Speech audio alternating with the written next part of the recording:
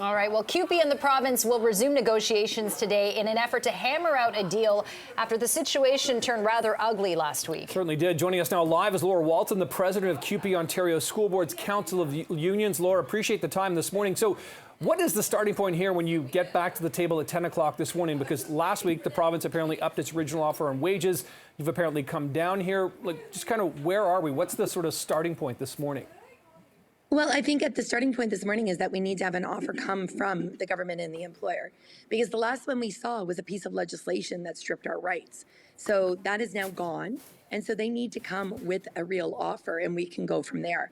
And I think that's going to be really important. That's going to be what sends a real signal to how serious this government is, to protecting the services that students need.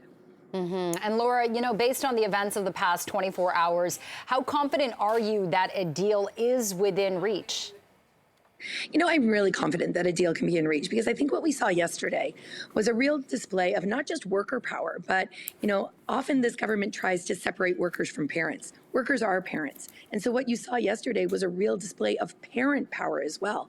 We know that the public wants there to be a good deal, one that respects education workers, one that respects students, one that respects families, and now is the time for it to happen. Laura, I'm a bit intrigued as to how you go about these conversations based on Bill 28, the invocation of Section 33, the notwithstanding clause here, because when you talk about negotiations, you talk about good faith. I think generally speaking, when it comes to negotiations, there has to be an element of trust at the table. Is that trust there going into 10 o'clock this morning? Well, listen, I'd be lying to you if I said that I was going in completely open and trustful. But I have to go in with an open heart and a clear head, and we have to get to the table and we have to do the right thing. I'm coming in that way. My hope is that the government and the employers are doing the exact same thing. Nothing will be gained by pot shots and undermining and devaluing. We need to come in now and say, hey, listen, who are we actually here for? This is for the workers. This is for the kids that we serve. Let's get it done. And Laura, yesterday you mentioned that, you wanted to get writing from the Ford government that Bill 28 would be rescinded and, make it so that it was never a law in Ontario in the first place. So I'm curious to know, going forward, or I should say going back, did any of your members actually get fined of this up to $4,000 a day during the course of the strike? To my knowledge, there is not a single fine that was levied during the course of the strike.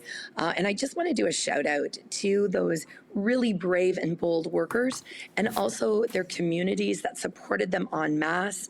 I think, what we saw was a real moment in time for Ontario. And I really hope that this is a sign going forward of what the people of Ontario can do. And really, Ford has another 3.5 years in government.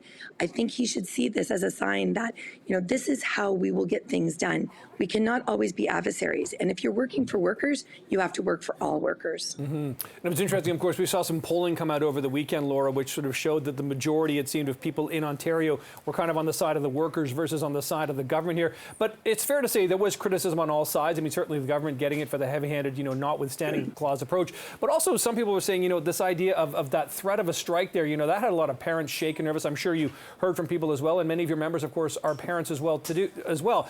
And that is still on the table, is that there is still a potential that a strike could happen. So what would you say to people this morning to potentially settle them down as they're sending their kids back to school today and being a little uncertain about what the future holds? Well, I think, what's important to realize is that people should not have to withdraw their services in order for people to recognize the value.